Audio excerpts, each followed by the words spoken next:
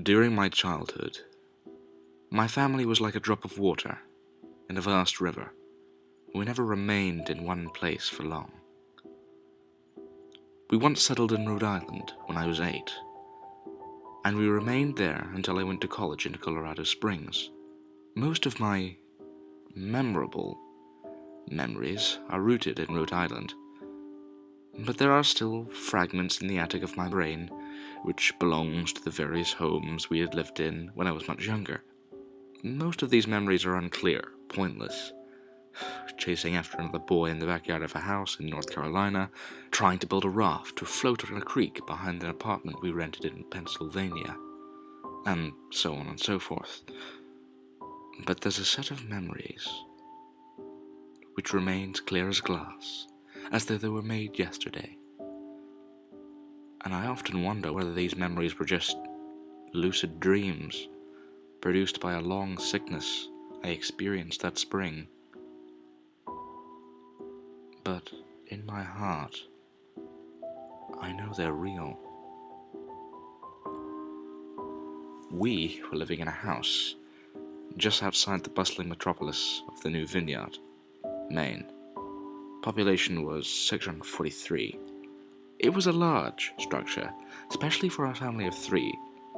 Number of rooms that I didn't see in the 5 months we resided there. Some ways, it was a waste of space, but it was the only house on the market at the time, or at least within an hour's commute to my father's place of work. Now, the day after my 5th birthday, I came down with a fever. The doctor said I had monoculosis, which basically meant no rough play, and more fever for at least another 3 weeks. It was a horrible thing, and horrible timing to be bedridden.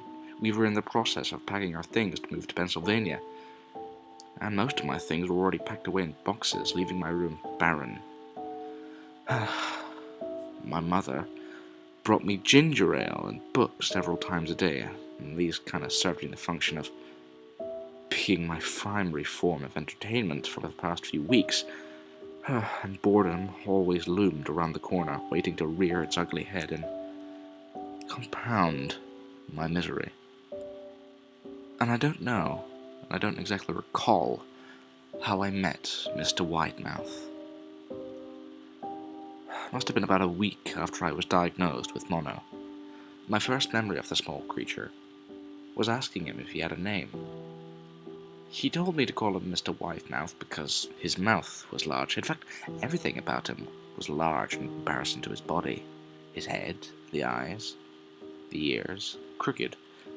But his mouth was by far the largest. "You look like some kind of Furby," I said, as he flipped through one of my books. Mr. Widemouth stopped and gave me a puzzled look. "Furby? What's a Furby?" he asked. I shrugged. "You know, the toy, little robot with the big ears. You can pet and feed him, almost like a real pet." "Oh." Mr. Widemouth resumed his activity. "You don't need one of those. They aren't the same as having a real friend." I remembered Mr. Widemouth disappearing every time my mother stopped in to check on me. "I lay under your bed," he later explained. "I don't want your parents to see me because I'm afraid they won't let us play anymore." We didn't do much during those first 2 days. Widemouth just looked at my books, fascinated by the stories and pictures they contained. But the 3rd or 4th morning after he met him, he greeted me with a large smile on his face. "I have a new game we can play," he said. "We have to wait until after your mother comes to check on you, because she can't see us play it. It's a secret game." After my mother delivered more books and more soda at the usual time, Mr. Widemouth slipped from under the bed and tugged my hand. "We have to go to the room at the end of this hallway," he said. I objected at first, as my parents had forbidden me to leave my bed without permission, but Widemouth persisted until I gave in. The room had no furniture, wallpaper, and its only distinguishing feature was a window opposite the doorway. Mr. Widemouth darted across the room and gave the window a firm push, flinging it open, and beckoned me to look out at the ground below. We were on the second story of the house, and it was on a hill from this angle. The drop was farther than the 2 stories due to the incline. I like to play pretend up here, Mr. Widemouth explained. I pretend that there's a big, soft trampoline below this window, and I jump. If you pretend hard enough, you can bounce back up like a feather. I want you to try. I was 5 years old and with a fever, and the only hint of skepticism I had darted through my thoughts as I looked down and considered the possibility was, "It's a long drop," I said. But that's the part of the fun. It wouldn't be fun if it was only a short drop. If that was that, you may as well just bounce on a real trampoline. I toyed with the idea, picturing myself falling through thin air, only to bounce back up on something unseen by human eyes. But the realist in me prevailed. Maybe some other time," I said. "I don't know if I've got enough imagination. I could get hurt." Mr. Widemouth's face contorted into a snarl, but only for a moment, and his anger gave way to disappointment. If you say so, he said, and he spent the rest of the day under my bed, quiet as a mouse. The following morning, Mr. Widemouth arrived holding a small box. I want to teach you how to juggle, he said. Here are some things you can use to practice before I start giving you lessons. I looked in the box, and it was full of knives.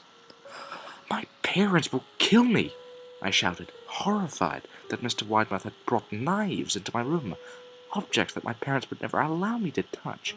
"I'll be spanked and grounded for a year." Mr. Widemouth frowned.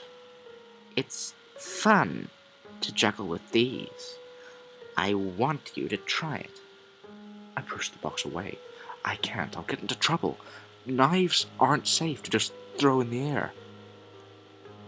Mr. Widemouth's face once again deepened into a scowl. He took the box and slid under my bed, remaining there for the rest of the day.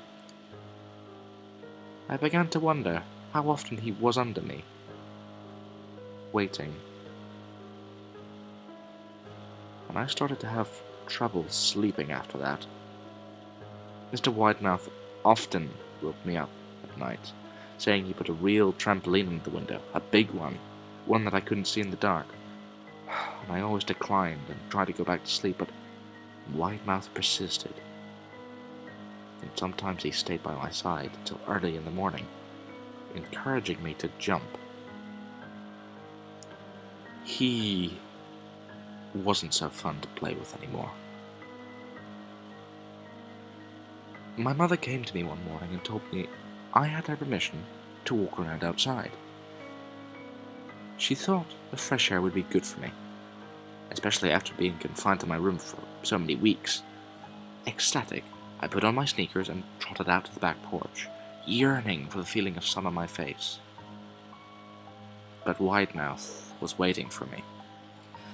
"I have something I want you to see," he said.